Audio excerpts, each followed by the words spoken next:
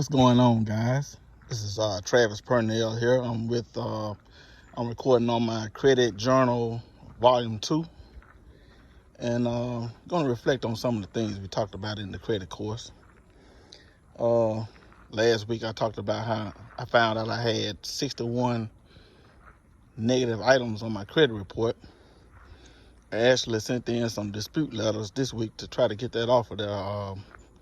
I'll let you guys know what's going on with that when the time comes in about 30 days. Some cases you usually receive results in about 2 weeks. But this week we mostly been looking at the how the collection agencies work, debt collectors, stuff like that. I had my share of those in the past. And like they say, the best way to deal with those is just to keep the bills current. If you can't make your payments, make a deal out with the creditor. You call them up and say, hey, I can't make the payments. Can you lower the payments? Maybe they can just take a payoff or something like that. Do what you can to try to keep it from going into debt collection. Debt collectors call your house, you don't necessarily have to talk to them, but you can go ahead and start stressing those rules with them about making them validate the debt. If they contact you, they got to send in a validation letter. And then, of course, once they send the validation letter, you might want to look at making sure that they can verify the debt. It could be something that's wrong as a wrong address, or your name might be spelled wrong. It might be a debt you already done paid off, and these people still trying to get money from you.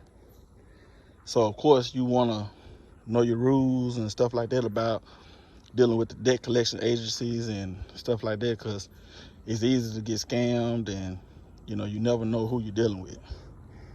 Plus, if you giving out your bank information, writing checks and stuff like that to these people, next thing you know, you got your stuff is all out there on the black web and so on and so on.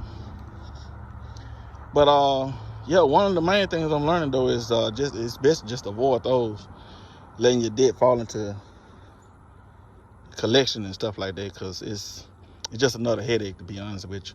And then, of course, from there they can try to sue you and all that. You also got to pay attention to the statute of limitations in your town. Just because a debt collector call you don't mean that you necessarily have to pay on that debt and stuff like that. But this is gonna mark the end of my video. It's pretty hot out here.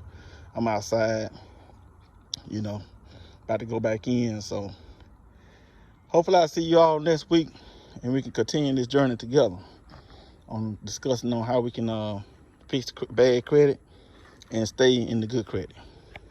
Peace out.